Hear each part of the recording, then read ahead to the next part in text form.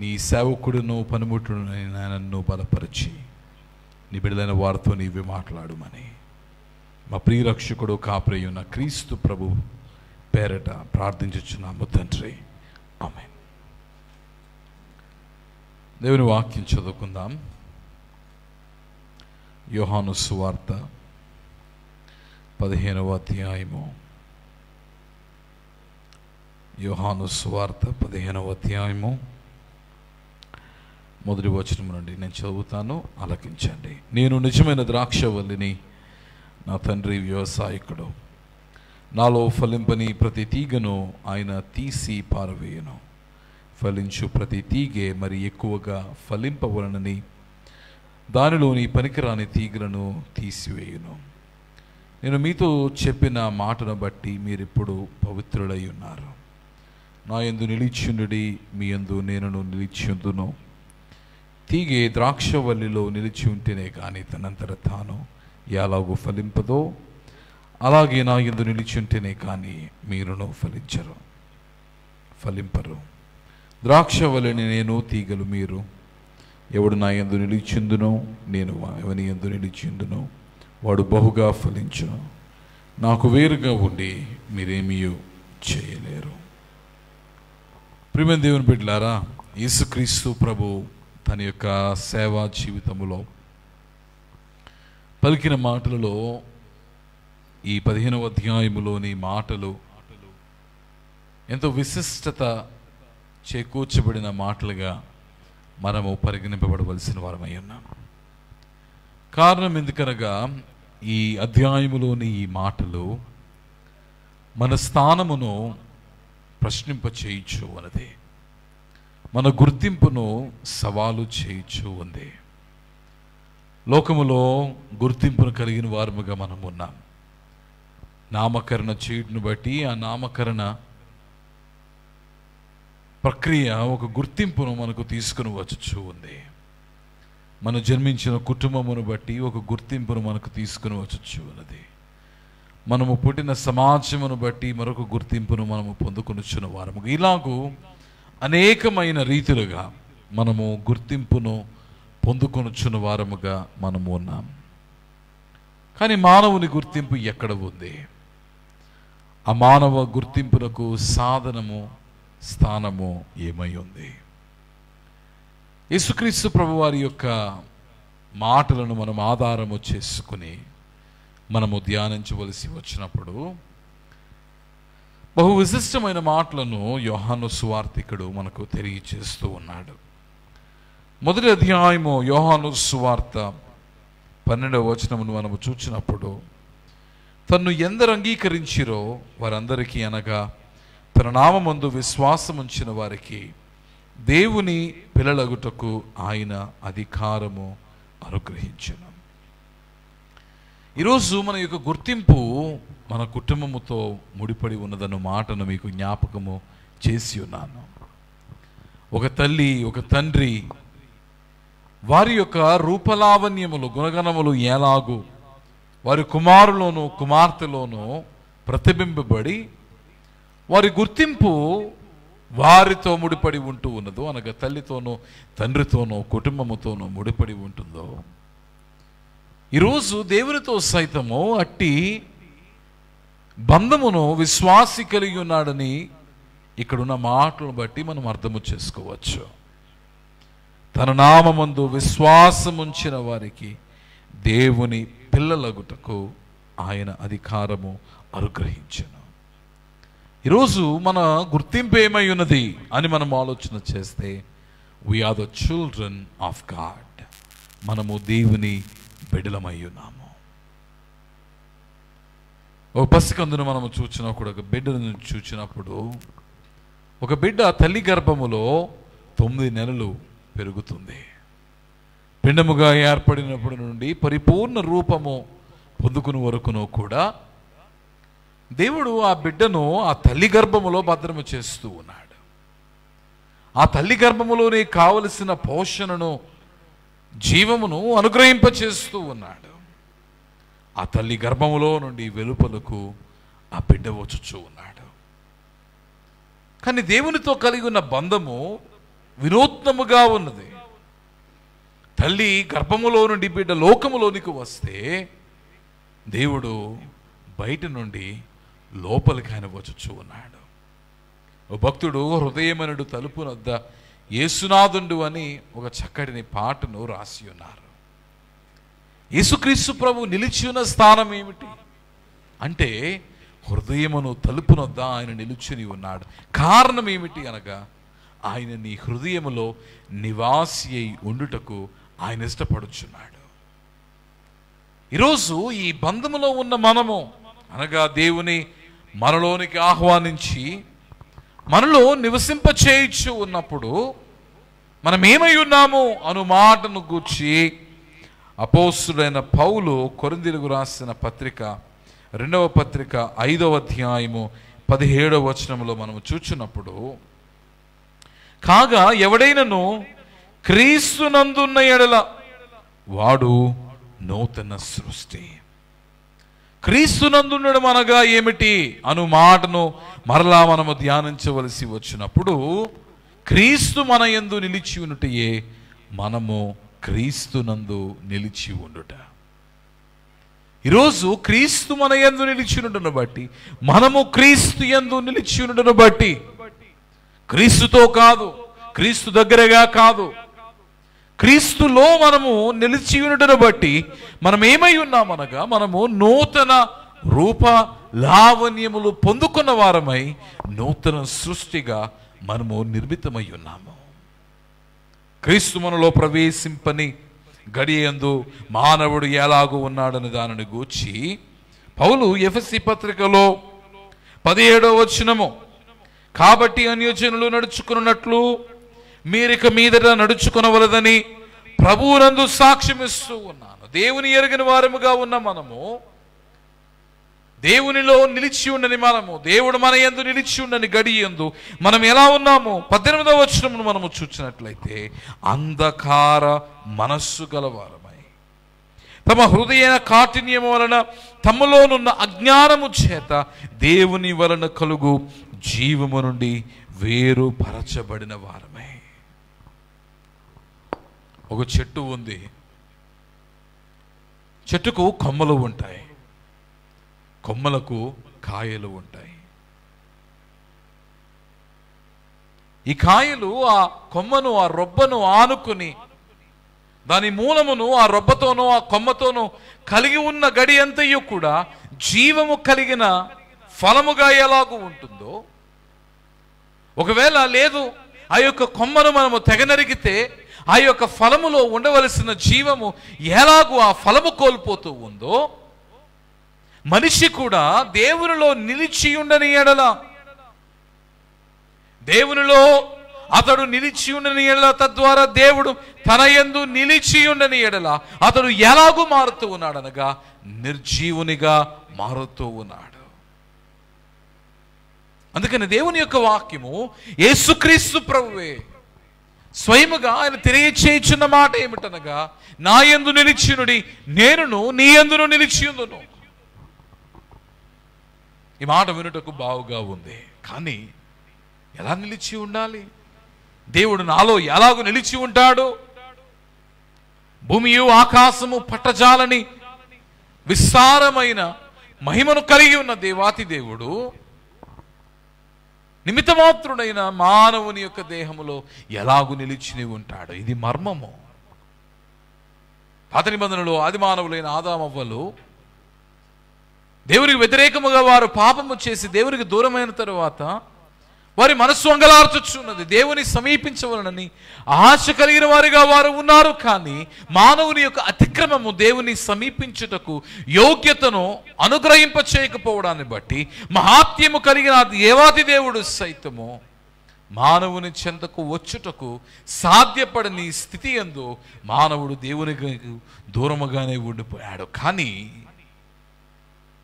సంకల్పానుసారముగా తండ్రి ఉద్దేశమును అనుగుణముగా తన కుమారుడైన యేసుక్రీస్తు ప్రభువును భూలోకములోనికి పంపిన తరువాత యేసు ప్రభు ఏం చేశాడనగా మార్గమును ఏర్పాటు చేశాడు.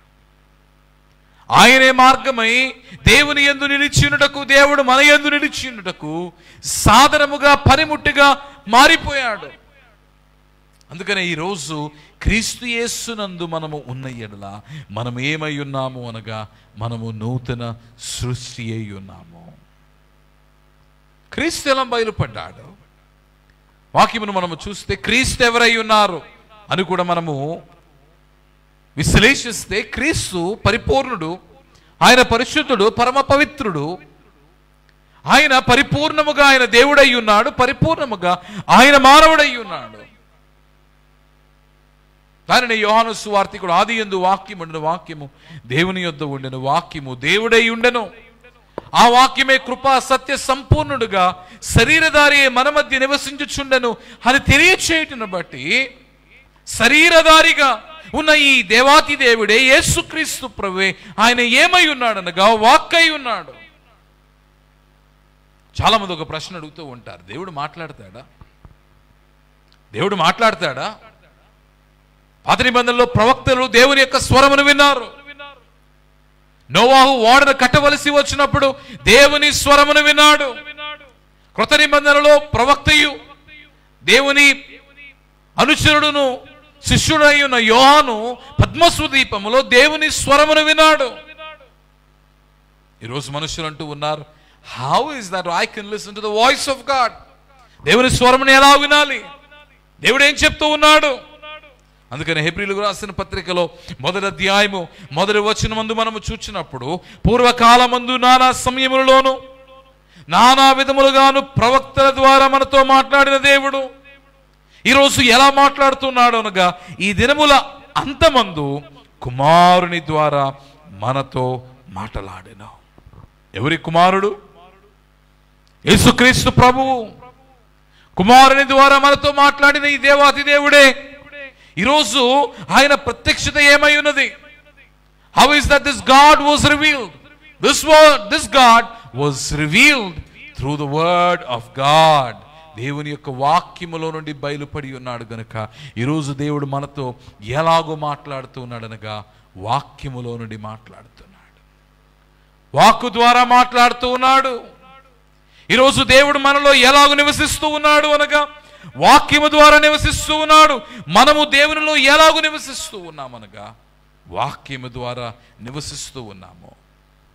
పాత నిబంధనలో కీర్తన గ్రంథమును మనం చూస్తాం. యావత్ బైబిల్లో అతిపెద్ద పుస్తకము కీర్తనల గ్రంథము. ఈ కీర్తన గ్రంథమును అనేకులు రచించి ఉన్నారు. కీర్తనకారులు ఈ కీర్తనల గ్రంథమును రచించి ఉన్నారు. అయితే 119వ కీర్తనను మనము చూచినప్పుడు 119వ కీర్తనలో 176 వచనాలు ఉన్నాయి. 176 వచనాలు. ఈ 176 వచనాలను కూడా 8 వచనాల కింద వాటిని విభజించి ఒక 22 అధ్యాయాలు అందులో ఉన్నట్టు మనం చూస్తాం. ఈ 119వ కీర్తనను మీరు చూస్తే, ఈ 119వ కీర్తనలో మానవుని యొక్క జీవనముతో ముడిపడి ఉన్న వివరములను కీర్తనకారుడు వివరిస్తూ ఉన్నాడు. మానవుని యొక్క జీవనములో మానవుడు ఎదుర్కొనొచ్చున్న సవాళ్ళను ఉద్దేశించి ఆ సవాళ్ళను ఎదుర్కొని పరిష్కరించుటకు ఏది సాధనమై ఉన్నది, కారణమై ఉన్నది, మూలమై ఉన్నదన్న విషయమును 119వ కీర్తనలో కీర్తనకారుడు తెలియచేస్తూ ఉన్నాడు. ఆశీర్వదింపబడుటకు కారణం ఏమిటి? మొదటి 8 వచనాలు. పరిశుద్ధత కలిగి ఉండడానికి కారణం ఏమిటి? ఆ మరుసటి 8 వచనాలు. జీవించుటకు, బ్రతుకుటకు, జ్ఞానోదయము పొందుటకు కారణం ఏమిటి? ఇలాగూ 3వ భాగమును, 4వ భాగమును, 5వ భాగమును అనేకమైన మానవ జీవనముతో ముడిపడి ఉన్న విషయములను మూటకట్టి మాట్లాడుతూ ఉన్నాడు. ఈరోజు మనం ఎదుర్కొంటున్న పోరాటాలు చాలా ఉన్నాయి కదా. ప్రతి ఒక్కరూ కూడా ఏదో ఒక రకమైన శోధనలోనో, ఇబ్బందిలోనో, అక్కరలోనో ఈరోజు మనందరము కూడా కొట్టుమిట్టాడుచు ఉన్నాం. ఒకప్పుడు కష్టం ఎవరికంటే? పేదవారికండి కష్టము, రోగములతో బాధపడుతున్న వారికండి కష్టము, వివక్షకు గురై చిన్నచూపు చూడబడుచున్న వారికండి కష్టము. కానీ ఈరోజు లోకము, ఈ వ్యాధి ఒక సత్యాన్ని తెలియచేస్తున్న. సత్యం ఏమిటి అనగా భేదమేదీ లేదు. భేదమేదీ లేదు. అందరూ పాపము చేసి దేవుని వలన కలుగు మహిమ నుండి వేరుపరచబడ్డారు, దూరము చేయబడ్డారన్న మాటకు అనుగుణముగా ఈ వ్యాధి ఏది సూచిస్తూ ఉన్నదంటే భేదమేదీ లేదు. మానవులారా, మీ మధ్య ఇన్ని వ్యత్యాసములను మీరు కల్పించుకున్నను పాపమునకు వ్యాధికి భేదమేదీ లేదు. అందరినీ ఏకము చేసేది, అందరినీ శ్రమ పెడుతూనే ఉంది. రాత్రికి రాత్రి ఆవిరైపోయినట్టు ఆస్తి ఆవిరైపోతూ ఉంది. బాగున్న మనిషి మరుసటి గడియలో హఠాత్తుగా మరణించి శాశ్వతంగా కుటుంబానికి దూరం అయిపోతూ ఉన్నాడు. వ్యాధి సోకుతుందేమన్న భయముతో అనేకులు తమను తాము నిర్బంధించుకొని భయం గుప్పట్లో వారు జీవిస్తూ ఉన్నారు. భేదమేది లేదు, అందరూ శ్రమ పడుతూనే ఉన్నారు. ఈ శ్రమలో మానవుడు ఎదుర్కొనుచున్న ఒక సవాలు ఏమిటంటే, చాలా ముఖ్యమైనది, బాగా వినండి. ఒక సవాలు ఏమిటంటే తనను తాను ద్వేషించుకుంటున్నాడు, తనను తాను కాదనుకుంటున్నాడు, తనను తాను విమర్శించుకుంటూ ఉన్నాడు. పాత నిబంధనలో ఇటువంటి గడియే భక్తుడైన మోషేకు ఒకసారి కలిగింది. సంఖ్యాకాండము 11వ అధ్యాయములో మీరు చూసినట్లయితే 11వ అధ్యాయములో దేవుని ప్రార్థిస్తూ మోషే ఒక మాట అంటూ ఉన్నాడు. 14వ వచనమును మీరు చూసినట్లయితే, ఈ సమస్త ప్రజలను ఒంటిగా మోయ నా వలన కాదు, అది నేను భరింపలేని భారము. నీవు నాకిట్లు చేయదలిచినట్లా నన్ను చంపుము. దేవుని మనం చేయు ప్రార్థన ఏమవుతుంది? సహజంగా ప్రభువా నన్ను బ్రతికించుమని ప్రార్థన చేస్తాము. కానీ ఇక్కడ మోషే ఏం ప్రార్థన చేస్తున్నాడంటే నన్ను చంపుము. అంటే తన జీవితంలో ఎంత విసిగిపోయి ఉంటాడు. దేవుని బిడ్డలారా, ఈరోజు మనిషి దేనితో పోరాటము చేస్తున్నాడంటే బ్రతుకుతో, జీవముతో పోరాటము చేస్తున్నాడు, జీవించుటకు పోరాటము చేస్తూ ఉన్నాడు. కానీ అనేకులు వారి యొక్క పోరాటములో శక్తి చాలనందున నన్ను చంపుము అని ప్రార్థించేవారు ఉన్నారు. నేను చనిపోతే బాగుండును అని మనసులో భావించుచున్నవారు ఉన్నారు. కానీ సువార్త అనగా శుభవార్త, అనగా మంచి వార్త. దేవుడు భూమి ఆకాశం నిర్మించినప్పుడు భక్తుడు అంటాడు, the reminder of God's creation is his goodness. ఏం మిగులుగా ఉంచారు అనగా దేవుని మంచితనమును మిగులుగా ఉంచారు. మంచిదైన లోకము, మంచివాడైన దేవుడు మంచితనమును మిగిల్చి నిర్మించాడు. ఎందుకు దేవుడు మంచివాడయ్యాడు? బైబిల్ గ్రంథము, నేనంటాను బైబిల్ మంచిదైన గ్రంథము. కారణం ఏమిటనగా సువార్తను కలిగి ఉన్న గ్రంథము, శుభవార్తను కలిగి ఉన్న గ్రంథము బైబిల్ గ్రంథము. ఏమిటి ఆ సువార్త? ఏమిటి ఆ శుభవార్త? ఒకవేళ క్రీస్తు నీ యందు ఉన్న ఎడల, నీవు క్రీస్తునందున్న ఎడల నీవేమై ఉన్నావు అనగా నీవు నూతన సృష్టి అయి ఉన్నావు. ఈరోజు మానవుని యొక్క జీవితము ఫలముతో ముడిపడి ఉంది. మానవుని యొక్క జీవితము ఫలముతో ముడిపడి ఉంది. మా చిన్నప్పుడు మా ఇంటి చుట్టూ చాలా కొబ్బరి చెట్లు ఉండేవి. 22 కొబ్బరి చెట్లు ఉండేవి. 22 కొబ్బరి చెట్లు, కొన్ని ఎక్కువ కాయలు, కొన్ని తక్కువ కాయలు.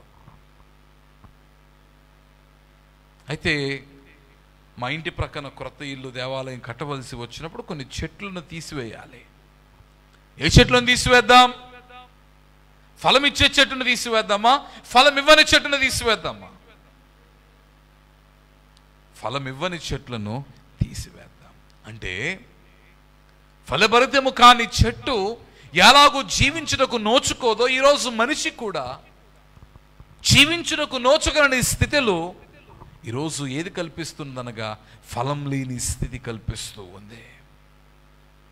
జీవించాలని ఆశ కలిగి ఉన్నాడు, ఫలములు కలిగి ఉండవాలని ఇష్టపడుతూ ఉన్నాడు. కానీ ఈరోజు మనిషికి ఏది అక్కరగా ఉన్నదనగా ఫలించు భాగ్యము అక్కరగా ఉండను బట్టి మనిషి ఎలాగున్నాడు అనగా జీవించలేని వానిగా ఉన్నాడు.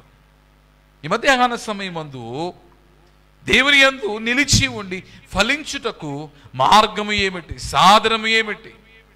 జీవించలేని దుస్థితి యందు మనము జీవము కలిగి ఉండడానికి మూలము ఏమిటి అను వాటిని గూర్చి కొన్ని మీ ముందు ఉంచి నా వర్తమానమును ముగించవలనని నేను ఇష్టపడుతూ ఉన్నాను. ప్రప్రథముగా కీర్తన గ్రంథము 119వ కీర్తన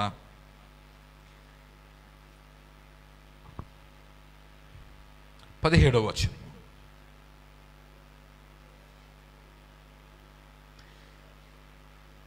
నీ సేవకుడైన నేను బ్రతుకున్నట్లు నా ఎడల నీ దయారసము చూపుము, నీ వాక్యమును బట్టి నేను నడుచుకొందును.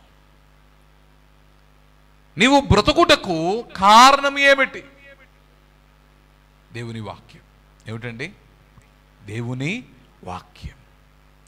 దేవుడు నీలో నివసించి నీవు దేవునిలో నివసించి ఫలించుటకు, ఫలింపులో భాగముగా నీవు జీవమును ఫలమును పొందుటకు మార్గం, సాధనం ఏమై ఉన్నదనగా దేవుని యొక్క వాక్యం.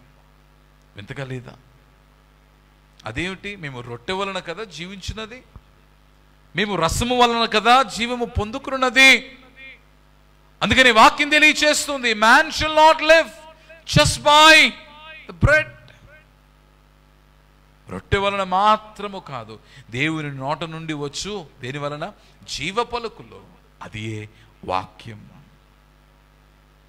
ఏమిటండి వాక్యం అనగా?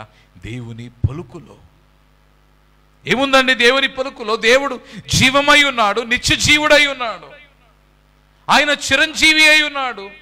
అందుచేత ఆ వాక్కు నీలో ఉండి ఉన్నప్పుడు నీవేం పొందుకుంటున్నావు అనగా జీవమును పొందుకుంటూ ఉన్నావు. ఈరోజు నీవు ఫలించుటకు అనగా నీవు జీవించుటకు నీవు ఎక్కడ నిలిచి ఉండాలనగా దేవుని వాక్యం ముందు నిలిచి ఉండాలి. అందుకనే ఇదే భాగములో నేను నీ ధర్మశాస్త్రమునందు ఆశ్చర్యమైన సంగతులను చూచినట్లు నా కన్నులు తెరవుము, నా కన్నులు తెరవుము. పూర్వకాలం ముందు గుప్త నిధులను ఉండేవి. ఇవి దాచేవారు. ఎందుకు దాచేవారంటే ఒకవేళ ఎప్పుడైనా రాజ్యంలో ఏదైనా సంక్షోభం ఎదురైతే ఆ సంక్షోభంలో ఆ నిధిని వాడవచ్చని వీటిని దాచేవారు. కానీ అనేక మార్లు ఇవి అందరికీ కనబడేలాగా ఉంచేవారు కాదు. కానీ ఎప్పుడైతే ఇవి బయలుపడ్డాయో వెనువెంటనే రాజ్యంలో ఒక నూతన కళ వచ్చేది, నూతన జీవము నిండినట్టుగా ఉండేది. ఈరోజు మనిషి అంధత్వమునకు గురయ్యాడు. పాపము మానవుని యొక్క నేత్రములను అంధత్వమునకు గురి చేయుటను బట్టి, మానవుని యొక్క కళ్ళు మూయవేయబడును బట్టి వాక్యములో ఉన్న జీవపు సత్య సూత్రాలను ఎరిగి ఉండక మానవుడు బ్రతకలేకపోతూ ఉన్నాడు. అందుకనే నేను భూమి మీద పరదేశినై ఉన్నాను, నేను భూమి మీద పరదేశినై ఉన్నాను. నీ న్యాయ విధుల మీద నాకు ఎడతగని ఆశ కలిగి ఉన్నది, దాని చేత నా ప్రాణము క్షీణించుచు ఉన్నది. 25వ వచనంలో కూడా మనం చూస్తే నా ప్రాణము మంటిని హత్తుకొనుచున్నది, నీ వాక్యము చేత నన్ను బ్రతికింపుము. చాలామంది అనుకుంటారు, I'm made for a pit, గుంట కొరకు నేను నిర్మింపబడ్డాను, మంటితో సమానమైపోవడానికి నేను కలుగ చేయబడ్డాను. లేదు, దేవుడు అంటున్నాడు, I want you to live, నీవు బ్రతకాలి. దాని సాధనము, మార్గము ఏమిటి అనగా వాక్యము. రెండవదిగా ఫలించుటలో, నూతన సృష్టిగా ఏర్పడి ఫలించుటలో రెండవ ఫలింపు ఏమిటి అంటే పరిశుద్ధత. ఈరోజు మనిషి జీవించలేకపోవడానికి గల కారణం ఏమిటంటే అపరిశుద్ధత, పాపము, అవిధేయత, దేవునికి వ్యతిరేకముగా విరోధముగా పనిచేయుట, దేవుని ఆజ్ఞను అతిక్రమించుట. కానీ నీవు ఫలింపవలనంటే, ఫలించి జీవించవలనంటే, నిత్యము చిరంజీవిగా నీవు ఉండవలనంటే నీవు పరిశుద్ధుడవై ఉండాలి. ఈరోజు నీ పాపములను శిలువపై ప్రభువు శుద్ధీకరించిన తరువాత, మన్నించిన తరువాత నీవు పరిశుద్ధుడవై ఉండుటకు గాను ప్రభువు ఎన్నిక చేసుకున్న సాధనం ఏమిటో తెలుసా? మరలా 119వ కీర్తన 8వ 9వ వచనము. యవ్వనులు దేని చేత తమ నడత శుద్ధిపరచుకొందురు? నీ వాక్యమును బట్టి దానిని జాగ్రత్తగా చూచుకున్నట్టు చేతనే కదా. అనేకమైన యవ్వనస్తులు ఉన్నారు, నీ నేత్రము పాపమును బారిన పడుతూ ఉంది, నీ చేతిలో పాపమును బారిన పడుతూ ఉన్నాయి, నీ పాదములు పాపము బారిన పడుతూ ఉన్నాయి. యెరూషలేమును గూర్చి విలపించుచు యెషయా, పాపము చేయుటకు నా పాదములు పరిగెత్తుచు ఉన్నవి. ఈరోజు అనేకమైన యవ్వనస్తులు పాపము చేయుటకు పరిగెట్టుచు ఉన్నారు. వారి చేతులను పాపము చేయుటకు వాడుకొనొచ్చు ఉన్నారు. వారి నేత్రములను, వారి పెదవులను, వారి చెవులను పాపము కొరకు ఉపయోగిస్తూ ఉన్నారు. కానీ నీవు పరిశుద్ధుడవై నీవు ఫలించి జీవించుటకు దేవుని యొక్క వాక్యము సెలవిచ్చుచూ ఉన్నది. మార్గం ఏమిటి, కారణం ఏమిటి, స్థానం ఏమిటి అంటే దేవుని యొక్క వాక్యమే. ఈరోజు మానవుని పట్టి పీడిస్తున్న మరొక శక్తి ఏమిటంటే సంతోషలేమి. కొందరి ముఖాలను మీరు చూస్తే వారి ముఖంలో మీకు ఏం కనబడుతుంది అంటే ఆనందం కనబడుతుంది. ఇక్కడ కూర్చున్న మీలో కూడా కొందరి ముఖములు నేను చూచినప్పుడు నేను చెప్పగలను, there is no happiness in you. మీ ముఖములో సంతోషం లేదు. పాత నిబంధనలో ఇర్మియా అని ఒక ప్రవక్త ఉన్నాడు. ఇర్మియా ఇశ్రాయేలును ఉద్దేశించి, వారు బబులోను చెరలో ఉండి ఉన్నప్పుడు ఆ ఇశ్రాయేలును ఉద్దేశించి యెరూషలేము నుండి విలపించి కన్నీరు కాచి బోధ చేయించు ప్రవచన రూపకముగా వ్రాసి ఉన్న గ్రంథము ఈ ఇర్మియా గ్రంథము. ఇశ్రాయేలీయులు దేవుని ఏర్పాటు జనాంగము. కానీ వారు ఎలా మారిపోయారు? మోషేతో దేవుడు అంటాడు నిర్గమాకాండములో, వారు లోబడనొల్లని ప్రజలుగా వారు మారిపోయారు. ఈరోజు మనుషులైన వారు దేవునికి విరోధముగా లోబడనొల్లని ప్రజలుగా ఉండి దేవుని వలన కలుగు సంతోషమును వారు కోల్పోయిన వారిగా ఉన్నారు. ఇశ్రాయేలీయులు బబులోను చెరలోనికి వెళ్ళిపోయారు. 7 నుండి 800 మైళ్ళ దూరంలో ఉంది బబులోను రాజ్యము. వారు పయనమై నెలల కొద్దీ, సంవత్సరముల కొద్దీ పయనమై ఆ బబులోను రాజ్యంలోనికి వెళ్ళిపోయారు, చెరలోనికి వెళ్ళిపోయారు, బందీలుగా మారిపోయారు. వారిలో ఏమి లేదు, సంతోషం లేదు. ఈరోజు మనలో అనేకులకు సంతోషలేమి ఎలాగూ ఉన్నదో అటువంటి సమయంలో ఇర్మియా ఏమంటున్నాడంటే 15వ అధ్యాయము 15వ వచనం, యెహోవా నా శ్రమ నీకు తెలిసి ఉన్నది, నన్ను జ్ఞాపకము చేసుకునుము, నన్ను దర్శించుము, నన్ను హింసించిన వారికి నా కొరకే ప్రతిదండన చేయుము, నీవు దీర్ఘశాంతి కలిగిన వాడవై నన్ను కొనిపోకుము, నీ నిమిత్తము నాకు నింద వచ్చుచున్నదని తెలుసుకొనుము. నీ మాటలు అనగా ఏమిటి? వాక్యము. నీ మాటలు నాకు దొరకగా నేను వాటిని పుచ్చించి తిని. ఒక అనుభవాన్ని మీకు జ్ఞాపకం చేస్తాను.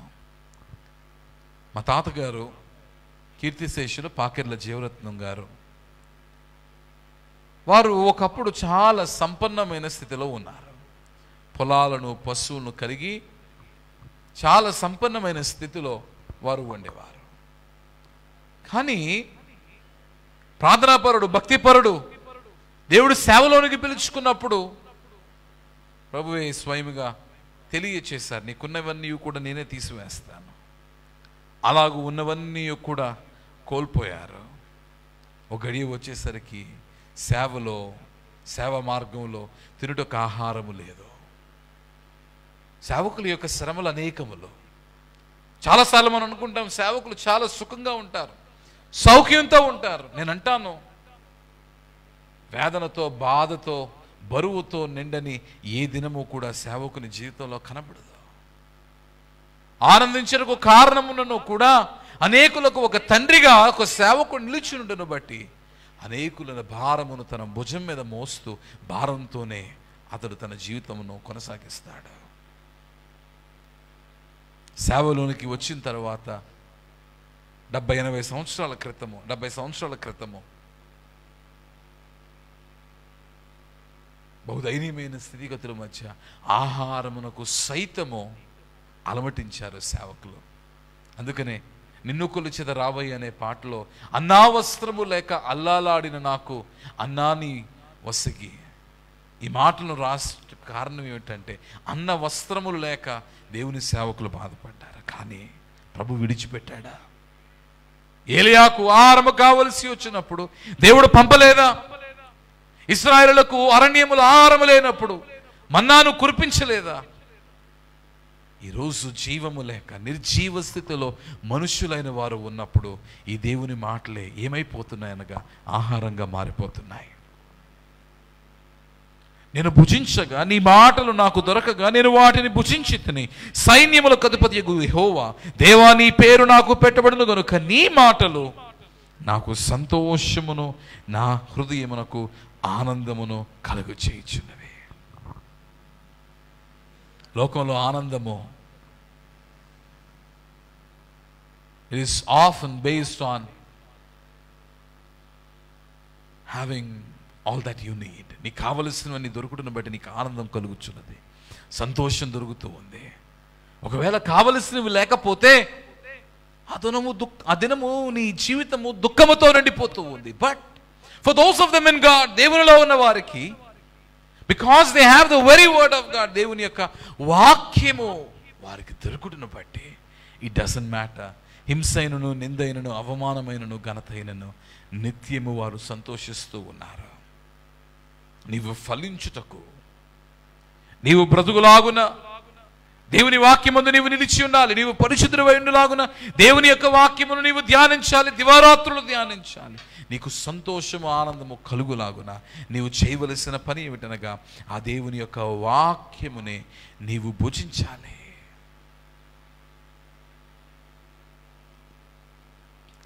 ఈ 119వ అధ్యాయంలోనే మరలా 11వ వచనము నుండి మనం చదువుకున్నట్లయితే, నన్ను నీ ఆజ్ఞలను విడిచి తిరగనీయకుము, నీ ఎదుట నేను పాపము చేయకుండానట్టు నా హృదయములో నీ వాక్యము ఉంచుకొని ఉన్నాను. నీ ఎదుట నేను పాపము చేయకుండానట్టు అనగా సాతానుని, తాతాను శక్తులను జయించుటకు, అధిగమించుటకు, పాపము చేయకుండా ఉండుటకు సాధనము, మార్గము, స్థానము దేవుని వాక్యమే.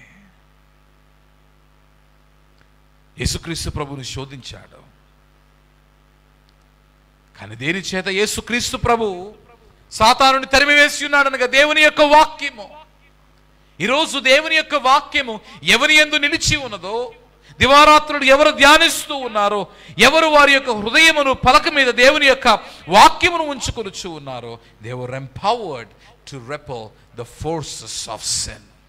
పాపపు యొక్క శక్తులను అధిగమించు శక్తివంతులుగా వారు ఉన్నారు.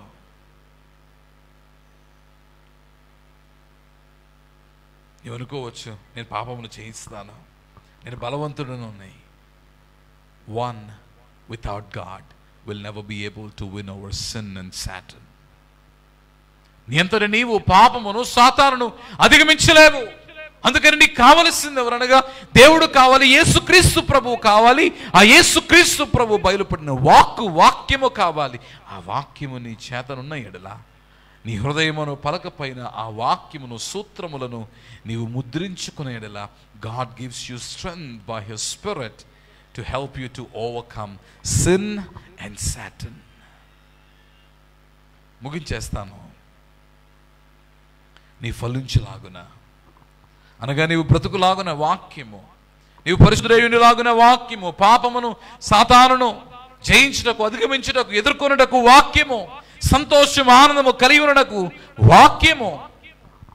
అలాగునే మొదటి పత్రిక, యోహాను రాసిన మొదటి పత్రిక 3వ అధ్యాయము 21వ వచనము. ప్రియులారా, మన హృదయము మన యందు దోషారోపణ చేయని ఎడల దేవుని ఎదుట ధైర్యము గలవారమగుదుము. మరియు మనము ఆయన ఆజ్ఞలను గైకొనుచు అనగా ఆయన వాక్యమును మనము గైకొనుచు ఆయన దృష్టికి ఇష్టమైనవి చేయుచున్నాము గనుక మనము ఏమి అడిగిననో అది ఆయన వలన మనకు దొరుకును. కావలసిన వెళ్ళ కనబడగలవు. ఏమి అడిగినను వాటిని ఇచ్చివేయును తండ్రి, ఇచ్చివేయును తండ్రి, నాకేమి కొదువ నాదుడుండా అని భక్తులు దేవదాసయ్య గారు పాడుకున్నారు. నీ కావలసినవి దొరకడానికి ఏం కావాలి? నీ యొక్క జీవితమును, నీ జీవనమును దేవునికి అనగా దేవుని మాటలకు, ఆజ్ఞలకు అనుగుణముగా నీవు జీవించవలసిన వాడవై ఉన్నావు. 23వ వచనం, ఆయన ఆజ్ఞ ఏదనగా ఆయన కుమారుడైన యేసుక్రీస్తు నామము నమ్ముకుని ఆయన మనకిచ్చిన ఆజ్ఞల ప్రకారము ఒకరినొకడు ప్రేమించుకొనవలనది. ఆయన ఆజ్ఞలను గైకొను వానికి ప్రభువు ఇచ్చుచున్న ఫలము ఏమిటి అనగా నీవు అడిగినది ఆయన ఇచ్చువాడై ఉన్నాడు. ప్రకటన గ్రంథము 1వ అధ్యాయము 3వ వచనము, సమయము సమీపించింది కనుక ఈ ప్రవచన వాక్యములను చదువువాడును వాటిని విని ఇందులో వ్రాయబడిన సంగతులను గైకొను వారు ధన్యులు. దేవునికి ఇచ్చుచున్న మరి యొక్క ఫలము ఏమిటి అనగా ధన్యత. ధన్యతలను మనం చూస్తున్నాం. 5వ అధ్యాయము మత్తయి సువార్తలో, ఆత్మవిశ్వేదీనులైన వారు ధన్యులు, దుఃఖపడువారు ధన్యులు, సాత్వికులు ధన్యులు, నీతి కొరకు ఆకలి దప్పులు గలవారు ధన్యులు, కనికరం గలవారు ధన్యులు, హృదయశుద్ధి గలవారు ధన్యులు, సమాధానపరచువారు ధన్యులు, నీతి నిమిత్తము హింసింపబడువారు ధన్యులు. ఈ ఆజ్ఞలను గైకొనువారు వారు ధన్యులు. దేవుని యొక్క వాక్యము మనను ఫలమును ఇచ్చినదై ఉన్నది. మరొక మాట మీకు చూపించి నేను ముగిస్తాను. సామెతల గ్రంథము 4వ అధ్యాయము 4వ వచనం మరి ఒకసారి, ఆయన నాకు బోధించుచు నాతో ఇట్లా, నేను నీ హృదయము పట్టుదలతో నా మాటలను పట్టుకొననిమ్ము, నా ఆజ్ఞలను గైకొనేలా నీవు బ్రతుకుదువు. ఈరోజు ప్రాణభయముతో మనందరము కొట్టుమిట్టాడుతూ ఉన్నాం. కరోనా వైరస్కు మనం బలైపోతామేమన్న భయాందోళనకు మనము గురవుతూ ఉన్నాం. కానీ దేవుని యొక్క వాక్యము సెలవిచ్చుచున్నది. యోహాను సువార్త 8వ అధ్యాయంలో మనము చూస్తున్నాను, ఎవరు నా ఆజ్ఞను గైకొను వాడై ఉన్నాడో వారు ఎన్నటికి మరణించరు. దేవుని బిడ్డలారా, నీవు బ్రతుకున్నట్లు దేవుని ఆజ్ఞలను గైకొనవలనని దేవుని యొక్క వాక్యం మనకు ఉపదేశిస్తూ ఉంది. నా యందు నిలిచియుండుడి, నేను మీ యందు నిలిచియుందును అని దేవుడు సెలవిచ్చుచున్నాడు. ఎక్కడ నిలిచున్నా? నీ స్థానం ఏమిటి? జీవమునకు, మోక్షమునకు, సత్యమునకు నీ స్థానం ఏమిటి? నీ కనులు తెరవబడిలాగున, పరిశుద్ధుడిగా నీ ఉండులాగున, పాపమును సాతాను జయించులాగున, సంతోషం ఆనందము కలుగులాగున, అడిగిన వాటన్నిటినీ పొందుకొనుటకు నీ స్థానం ఏమిటి? If you wanted to live, నీవు బ్రతకవలనని ఆశ కలిగిన వాడువైతే, come live in the word of God. దేవుని యొక్క వాక్యములో నిలిచి ఉండండి. దేవుని వాక్యములో నిలిచిన వాడు దేవునిలో నిలిచిన వాడై ఉన్నాడు. అట్టి వానిలో దేవుడు అన్ని వేళలా నిలిచిన వాడై ఉన్నాడు. దేవుని యందు నిలిచినడే దేవుని వాక్యమును మీలో నివసింపచేయండి. తత్ఫలితముగా దేవుని వలన కలుగు ఫలములను పొందుకునడే. దేవుడి మాటలను మీ వినికిడిలో దీవించి ఆశీర్వదించి ఫలింపును అనుగ్రహింపచేయునుగాక. ఆమేన్. ప్రభువా, నీకు స్తోత్రము. నీ వాక్యము నుండి నీవు మాతో మాట్లాడావు. నీ వాక్యము నిలిచి ఉండవలనని మమ్మలను ప్రేరేపించి ఉన్నావు కనుక నీకు స్తోత్రము చెల్లించు. ఈ క్లిష్ట సమయములో తండ్రి, నీ వాక్యము నిత్యము నిలిచి ఉన్న నీ వాక్యమును మాలో భద్రము చేసుకుని ఫలించులాగున మాకు సహాయము చేయమని అల్పుడను అయోగ్యుడైన నన్ను బలపరిచినందుకు క్రీస్తు పరిశుద్ధ నామమున ప్రార్థించుచున్నాము తండ్రి. ఆమేన్. నాకు ఇటు అవకాశం ఇచ్చి ఉన్న మా మావయ్య గారు బిషప్ జాన్ మార్కండయ్య గారికి, అమ్మగారికి, మా బావగారిని